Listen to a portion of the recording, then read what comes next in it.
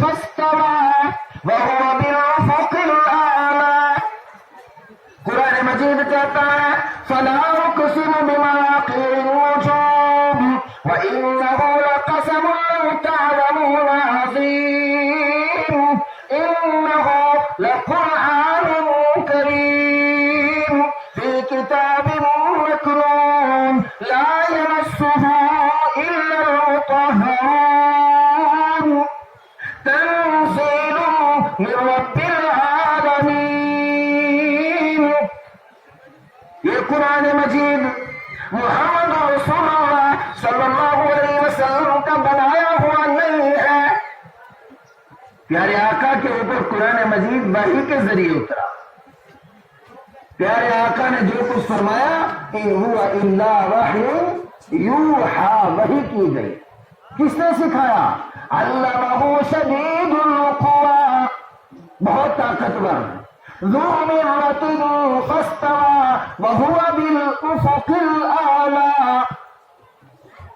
اور پھر اللہ تبارک و تعالیٰ نے قرآن مجید میں کہا انہ لقرآن کریم فی کتاب مکنون لا یمسہ الا المطہرون. حضرات علماء کرام بیٹھے ہیں، لا یمسہ کی ضمیر جہاں مکنون فی کتاب مکنون کی طرف ہے وہاں انہ لقرآن کریم کی طرف بھی ہے، اور میرا مصداق اس وقت قرآن کریم ہی ہے. فرمایا کہ یہ قرآن مجید جو انسان اس قرآن سے فائدہ حاصل کرنا چاہتا ہے، جو مرد اپنے گھر میں انوار برکات لانا چاہتا ہے، جو عورت اپنے گھر میں خوشیاں لانا چاہتی ہے، وہ عورت وہ مرد پہلے اپنے ظاہر اور باطن دونوں اعتبار سے اپنے آپ کو پاک کرے، باطن اپنے عقائد کو درست کرے. جب تک انسان کا عقیدہ درست نہیں ہوتا لا الہ الا اللہ کے الفاظ پڑھنے سے فائدہ بولو نا بھائی نہیں ہوتا. عقیدہ درست کرے، اپنا ظاہر پاک کرے. بے وضو قرآن مجید کو چھوڑنا جائز نہیں. اگر کسی پر غسل واجب ہوتا ہے اور غسل واجب ہونے کی حالت میں ناپاک ہونے کی حالت میں قرآن مجید کو چھونا جائز نہیں. لا یمسہ الا المطہرون. کیوں؟ اس لیے کہ یہ وہ پاکیزہ صفت ہے جو سب سے پاک چیز اللہ سبحانہ و تعالی عما یشرکون کے پاس سے نازل شدہ ہے. تنزیل من رب العالمین. آج کوئی کہہ رہا تھا نا کہ یہ قرآن ہدی للعالمین ہے، اترا رحمت للعالمین پر ہے، نازل شدہ تنزیل من رب العالمین ہے کہ رب العالمین کی طرف سے نازل شدہ ہے. اللہ پاک، اللہ کا قرآن پاک، جبرائیل علیہ السلام پاک، اور محمد الرسول اللہ صلی اللہ علیہ وسلم کی ذات گرامی پاک. ساری پاکیزیوں کے درمیان سے جو چیز نازل ہو کر یہاں آئی، جب اس کو بے عظمت، بے وقار اور بے اہمیتی کے ساتھ چھوئیں گے تو اس کے انوار سے ہم فائدہ اٹھا نہیں سکتے. قرآن مجید کی تلاوت چھوٹ گئی. عوام تو عوام ہے، خواص سے چھوٹ گئی. میری برادری کے لوگوں سے بھی درخواست کروں گا کہ جہاں تک تعلق ہے درسگاہ میں حفظ قرآن کا، وہ طلبہ جو اپنے اسباق سنانے کے لیے یاد کرتے ہیں اور استاد سننے کے لیے سنتا ہے، وہ اپنی ڈیوٹی اور ذمہ داری ادا کرتا ہے. لیکن جو قرآن مجید کی تعلیم ہے اور جو قرآن مجید کو پڑھنا ہے وہ اس کے علاوہ اپنی ترتیب کے ساتھ پڑھنا ہے. اور ظاہر سی بات ہے خواص کا اثر عوام پر پڑتا ہے. منتظم ڈھیلا، اساتذہ نرم، طلبہ کرام کی زندگی تتر بتر. اگر میری برادری کے اندر قرآن مجید کی پابندی کے ساتھ تلاوت کا اہتمام شروع ہو جائے، اپنے مساجد میں، اپنے مدارس میں، اور ہم بے ترتیب وقت کی ترتیب لگا کر قرآن مجید کی تلاوت شروع کریں. مجھے امید ہے ہمارے یہاں ایک صاحب تھے جو علماء دیوبند کے مکاتب سے تھوڑا سا متنفر رہا کرتے تھے, اپنے بچوں کو نہیں بھیجتے تھے. ایک مرتبہ کسی طریقے سے ان کی بہو نے اپنے ایک چھوٹا سا بچہ ایک مکتب میں بھیج دیا, اور اس دن مکتب میں جو استاد پڑھا رہا تھا اس نے قرآن مجید کا اور نورانی قاعدہ نہ پڑھا کر کھانے کی سنتیں یاد کرائی بچوں کو, اور کھانے کا طریقہ یاد کرایا. تو استاد محترم نے یہ بتایا کہ ہمارے آپ کے نبی محمد الرسول اللہ صلی اللہ علیہ وسلم دسترخوان پر کھانا تناول فرمایا کرتے تھے. اپنے الفاظ میں استاد نے بتایا. بچے کے دماغ میں چونکہ پہلی بات ملی, مولوی بنا, اور وہ بچے نے سوچا کہ آج میں بھی جا کے گھر پہ اپنے دادو جی سے پوچھوں گا, کیونکہ ان کے گھر میں کھانے کا جو رواج تھا, ہمارے یہاں کلچر ہندوانہ ہے, عام طور پر اسی کا اثر ہے ہمارے پروگراموں میں, ہمارے مرنے میں, ہمارے جینے میں. ہم نام کے مسلمان ہیں میرے ایمانی بھائی, خواص بھی عوام بھی اللہ حفاظت فرمائے. ہمارا مرنا بھی اسلام کے مطابق نہیں ہوتا, مرنے کے بعد تجہیز و تکفین کے بعد کے معاملات بھی اسلام کے مطابق نہیں ہوتے, اور ہماری شادیاں تو اسلام کے مطابق ہوتی ہی نہیں, الا ماشاء اللہ. پٹوار خانے کے مسلمان اور ان کے گھر میں غیر مسلموں کی طرح پلیٹ میں کھانا لیتے تھے اور ہاتھ میں لے کر کھا لیتے تھے. آج جو بچہ گھر پہ گیا اور جا کر اس نے دیکھا کہ کھانا دادو جی کھا رہے ہیں, دادو جی پہلے متنفر تھے, اب اس نے پوچھا کہ دادو آپ کھانا ہاتھ میں لے کر کیوں کھا رہے ہیں؟ پاروی زبان وہ کرتے تھے ہمیں کتنے کھاوا کس طرح کھاوا, بچے تو دس کہ بھائی کھانا کیسے کھاؤ تو بتا. تو اس نے کہا کہ محمد الرسول اللہ ہمارے نبی آپ کے نبی صلی اللہ علیہ وسلم دسترخوان پہ کھانا رکھ کر کھایا کرتے تھے. اس نے بچے کو بٹھا دیا اور وہ مجبور ہو گیا اور کہنے لگا یہ کیا سب مصیبت میرے گھر آ گئی. میرے ایمانی بھائیوں, ایک سنت اللہ کی قسم یہ وہ دور چل رہا ہے. حضرات علماء کرام کہا کرتے تھے, محمد رسول اللہ صلی اللہ علیہ وسلم کی یہ حدیث بیان کرتے تھے, من احیا سنتی عند فساد امتی فلہ اجر 100 شہید. یہ وہ دور چل رہا ہے جو بے حیائی کا ہے, بدرزمی کا ہے, اور 100% مغرب پرستی کا دور چل رہا ہے. لباس میں عریانیت ہے, گھروں میں پردے کا تصور کوئی نہیں ہے. حالانکہ پردے کے بارے میں میرے ایمانی بھائیوں جس طریقے سے نماز فرض ہے, روزہ فرض ہے, زکوٰۃ فرض ہے, حج فرض ہے, میری ماں اور بہنوں اسی انداز سے اتنی اہمیت کے ساتھ پردہ بھی فرض ہے. چونکہ مسلمانوں کے گھروں سے پہلے پردے کا جنازہ نکلا, پھر بے حیائی شروع ہوئی, اور آج فحاشی اس سطح پر پہنچ گئی کہ آج فحاشی کو لوگ فیشن تصور کرنے لگے. لیکن اگر آپ قرآن سے جڑیں گے, اگر آپ قرآن مجید کی تلاوت کریں گے, روزانہ کریں گے, تھوڑی کریں گے, بنا سمجھے کریں گے, وہ حدیث یاد ہوگی آپ سب کو, الف لام میم ذالک الکتاب, الف لام میم تو کتنی نیکیاں فرمایا 23 نیکیاں. کہا کیوں؟ کہا کہ الف حرف و لام حرف و میم حرف.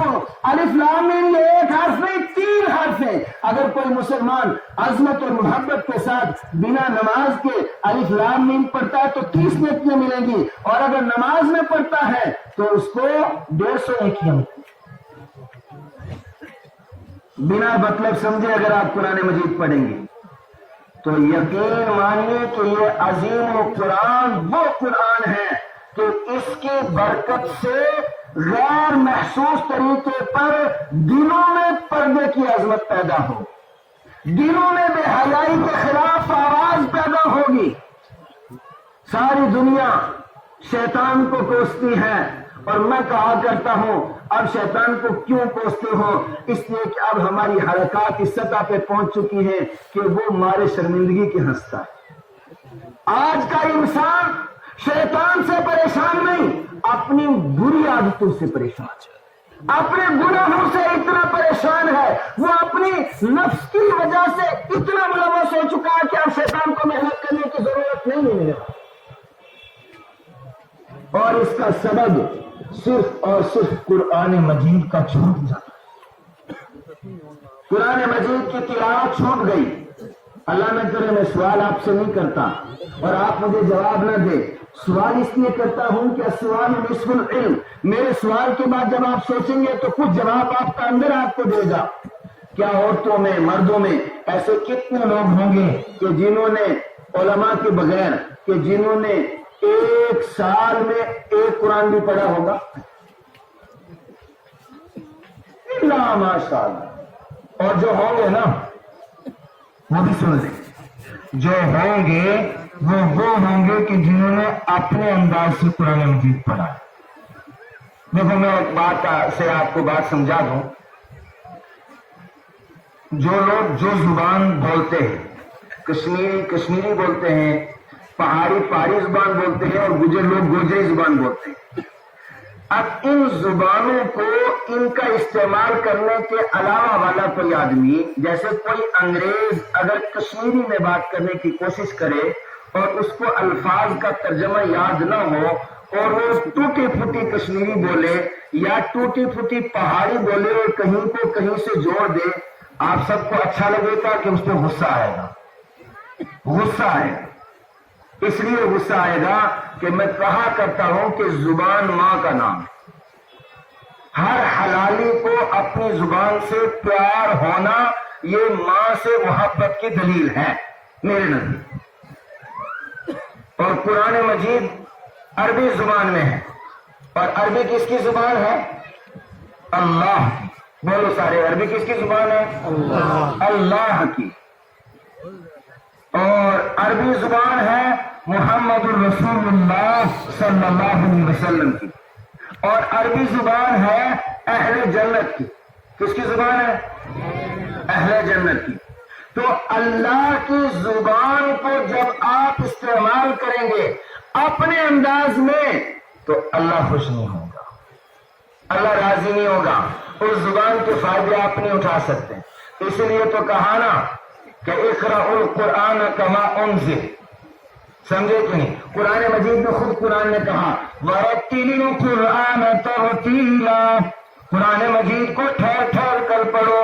لیکن اس مجمع میں جو دیندار لوگ ہیں میں ان سے سوال کرتا ہوں کہ کیا کبھی اللہ نے یہ توفیق دی دینداری کے باوجود کہ ہم مدرسے میں جا کر ہم اپنے بیٹے سے، اپنے پوتے سے، اپنی بیٹی سے یا محلے کے امام صاحب سے یا کسی قاری صاحب سے قرآن مجید کو عربی میں سیکھنے کی کوشش کریں؟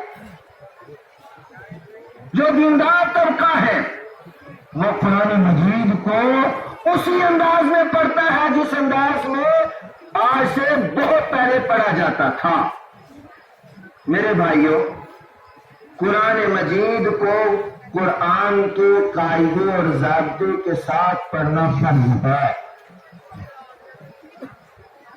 دیکھو سورہ فاتحہ ہے نا، سورہ فاتحہ میں ایک لفظ ہے صراط الذین انعمت علیہم.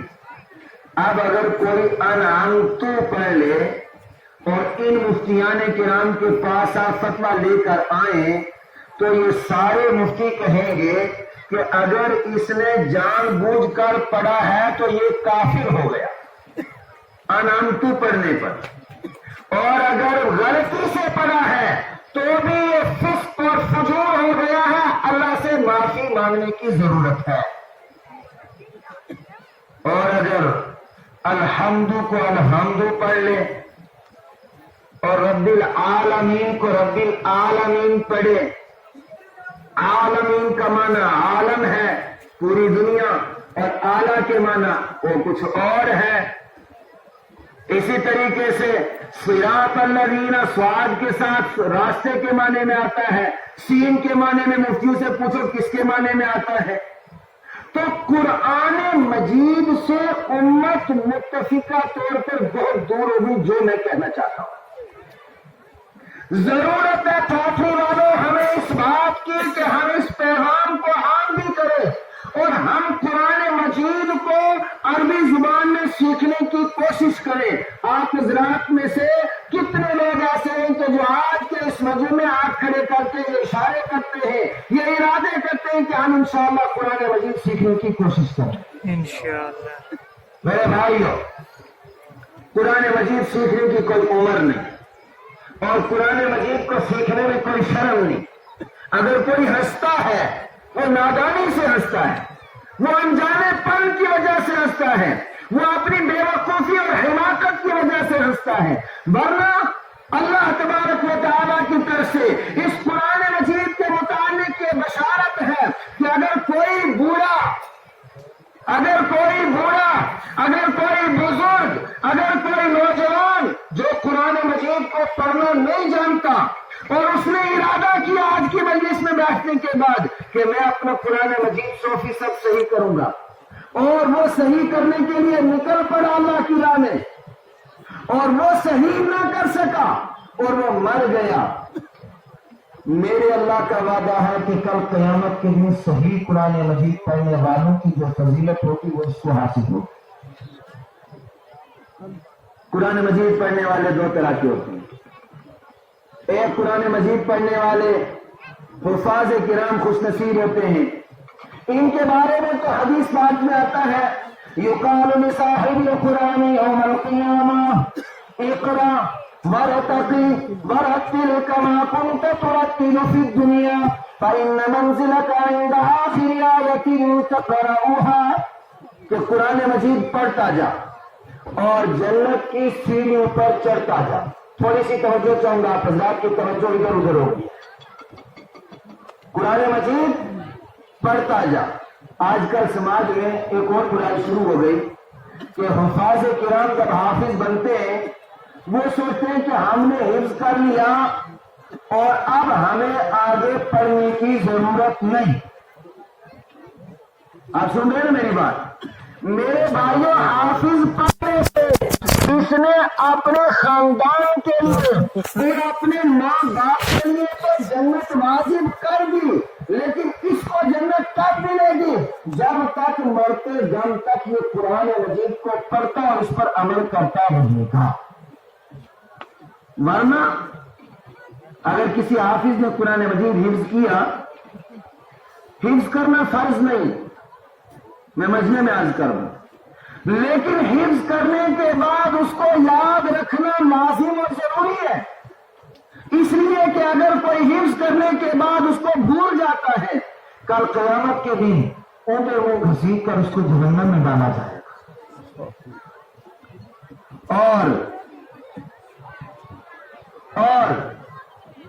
قرآن مجید کو جس طالب علم نے حفظ کیا ہے، اس طالب علم کو اگر کسی بھی بچے کو آپ کھڑا کر لیں، مجمع میں نہ کھڑا کریں، اپنے اپنے گھروں میں ماں باپ کھڑا کریں اور کسی ایک پارے کا کوئی ایک صفحہ لے کر اس کو پوچھیں کہ بیٹا اس قرآن مجید کا یہ جو صفحہ تجھے زبانی یاد ہے اس کا مطلب کیا ہے، قرآن تجھ سے کیا تقاضا کرتا ہے، حافظ بتا سکے گا؟